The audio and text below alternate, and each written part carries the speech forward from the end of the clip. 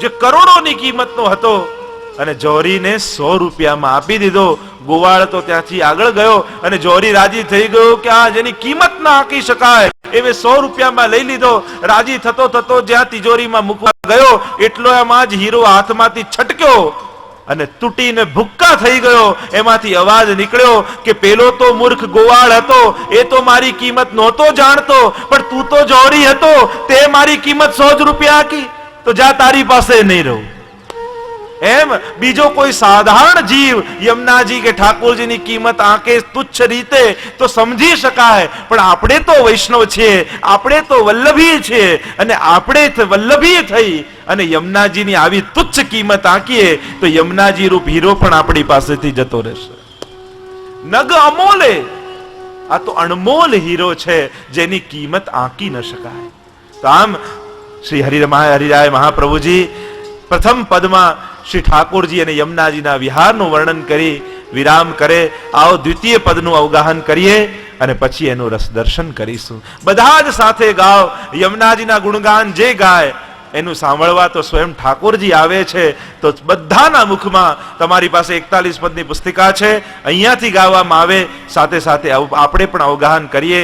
તો યમુનાજી આપણા મુખારવિંદમાં પધારે તો ઠાકોરજી આપણા હૃદયમાં બિરાજે. અને એ જ વાત કહેતા શ્રી હરિરાયજી પણ અહીંયા કહે છે, શ્યામ સુખ ધામ જહાં નામ ઇનકે. તમારા મુખમાં યમુનાજી હશે તો હૃદયમાં ઠાકોરજી હશે, એ નિશ્ચિત વાત છે. એમ કહેતા હરિરાયજી ગાન કરે. श्याम सुख धाम जहाँ नाम इनके, श्याम सुख धाम जहाँ नाम इनके, श्याम सुख धाम जहाँ नाम इनके, श्याम सुख धाम जहाँ नाम इनके.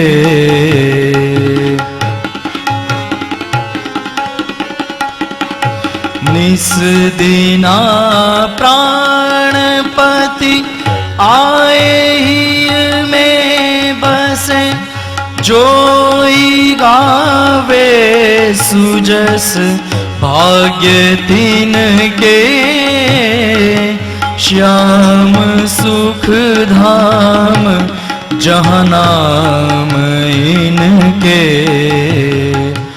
ये ही जग में सार कहत बारंबार, सबन के आधार धन निर्धन के. लेत श्री यमुने नाम, देत अभय पद दान, रसिक प्रीतम प्रिया बस जूइन के.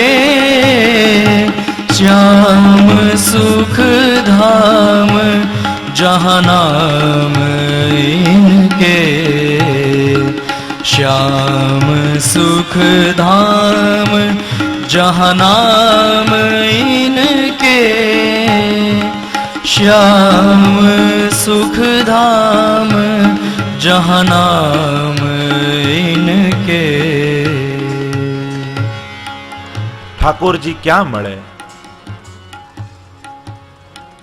નારદજીએ તો કહ્યું, નારદજીની આગળ પ્રભુએ કહ્યું, નાહમ વસામી વૈકુંઠે યોગી નામ હૃદય ન ચ, મદ ભક્તા યત્ર ગાયંતી તત્ર તિષ્ઠામિ નારદ. હું ક્યાં હોઉં છું? જ્યાં મારા ગુણગાન થતા હોય, મારા અને મારાના ગુણગાન થતા હોય. શ્રી યમુનાજીના ગુણગાન જ્યાં થતા હોય ત્યાં ઠાકોરજી નિશ્ચિત હોય છે. દયારામભાઈએ પણ જેમ કહ્યું, નિશ્ચયના મહેલમાં વસે મારો વાલમો. તો આ નિશ્ચયનો મહેલ એટલે યમુનાજીની કુંજ. એ ઘર જ્યાં યમુનાજીના ગુણગાન થતા હોય, એ ઘટ જ્યાં યમુનાજી બિરાજતા હોય, એ વાણી જ્યાં યમુનાજીનું નામ હોય, ત્યાં નિશ્ચિત ઠાકોરજી હોય છે. અને એ જ વાત હરિરાયજી કરતા કહ્યું, શ્યામ સુખ ધામ જહાં નામ ઇનકે. શ્યામ કેવા સુખધામ, સુખના ધામ રૂપ શ્રી ઠાકોરજી જ્યાં શ્રી યમુનાજીનું નામ હોય ત્યાં નિશ્ચિત બિરાજે છે. નિષદીના પ્રાણપતિ આય હિયમે બસે. જે પ્રાણોના પતિ છે એવા પ્રભુ, એવા પ્રાણેશ પોતાનું નિજધામ છોડી જે વૈષ્ણવ ગુણગાન કરતું હોય એના હૃદયમાં આવીને વાસ કરી લે. સકલ ભુવન મધ્યે નિર્ધનાસ્તે ધન્યા. ભાગવત મહાત્મ્યમાં પણ કહ્યું એ નિર્ધનો ધનવાન છે કે જેને કારણે ઠાકોરજી પોતાનું ધામ, પોતાના ગોલોક ધામના બધા જ સુખો છોડી અને યમુનાજીની પ્રેમની ડોરથી બંધાઈ અને ભક્તોના હૃદયમાં આવીને વાસ કરી જાય છે. ઠાકોરજી આપણી પાછળ કેટલું કેટલું છોડે છે. તમે ક્યારે વિચાર કર્યું? આપણે તો ઠાકોરજીને વારે ઘડીએ ગણાવતા હોઈએ, પ્રભુ મેં આપના માટે આ છોડી દીધું, પ્રભુ મેં આપના માટે આ છોડી દીધું, પ્રભુ આપના પાછળ મેં અન્નપ્રસાદી છોડ્યું, પ્રભુ આપના માટે મેં આનો ત્યાગ કર્યો. આપણે પ્રભુને તુચ્છ વસ્તુઓ ગણાવીએ છીએ, પણ ઠાકોરજી આપણા પાછળ પોતાનું નિજધામ છોડીને આપણા ઘરે આવીને બિરાજ્યા છે. આપણે આધીન થઈને બિરાજ્યા, આટલું બધું આધીન થઈને બિરાજ્યા. હવે આપણે વિચારવાનું કે આપણે પ્રભુને કેટલા આધીન થઈએ છીએ. પ્રભુ તો આપણને આધીન થઈને પધારે છે. આપણે જગાડીએ ત્યારે જાગે, આપણે આરોગાવીએ આરોગે, આપણે જે ધરાવીએ ધારણ કરી લે. નહીં તો એમને કૌસ્તુભ મણી ધારણ કરનારને શું શિંગાર ધરવાના? એ ગરુડનું સિંહાસન પર બિરાજનારને આપણે કયું સિંહાસન આપવાના? એ નિત 56 ભોગ આરોગનારને આપણે શું મિશ્રી આરોગાવાના? પણ શ્રી યમુનાજી અને મહાપ્રભુજીની કાનીથી ઠાકોરજી આપણને આધીન થઈને રહ્યા. હવે આપણે વિચારવાનું, આપણે કેટલા ઠાકોરજીને આધીન થઈએ છીએ. આપણે ક્યારે એમને આધીન થઈને રહેતા નથી, પણ એ સદા આપણને આધીન થઈને રહે છે. નિષદીના પ્રાણપતિ આય હિયમે બસે. અને અહર્નિશ ઠાકોરજી વાસ કરે છે. અંદર ઠાકોરજી બિરાજે છે એ આપણે ભૂલી જઈએ છીએ, પણ ઠાકોરજી આપણા હૃદયમાં છે એ પ્રભુ નથી ભૂલતા કે હું ભક્તના હૃદયમાં છું. આપણે તો ઘણી વાર ભૂલી જઈએ છીએ. આપણને તો સેવા કરવા બેસીએ ત્યારે ઠાકોરજી છે, યા આપણને પ્રભુનું કામ છે ત્યારે પ્રભુ બધે છે. પણ જ્યારે આપણને લૌકિક કરવું છે અને પ્રભુનું કાર્ય નથી તો પ્રભુ નથી. દુકાન ખોલતા હોય ત્યારે શું કરે લોકો?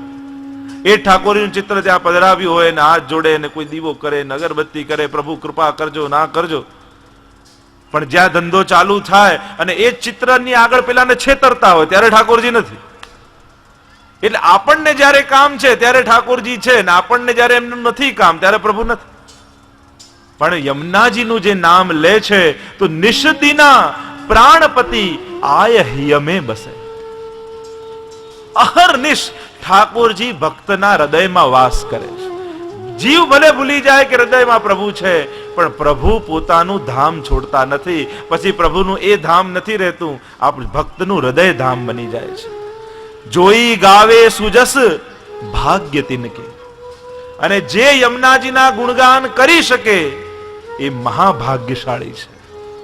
કારણ એ પણ કહી શકે સૌભાગ્યશાળી. કેમ કહ્યું? કારણ કે યમુનાજીના ગુણગાન આ સમયમાં કરવા સહેલા નથી.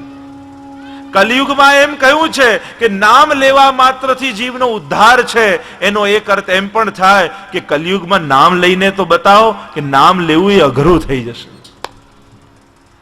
આ સહેલી વાત નથી. ખરેખર જોવા જાવ તો અઘરી વાત છે. ભાગવતમાં એમ કહ્યું કે નામ લેવા માત્રથી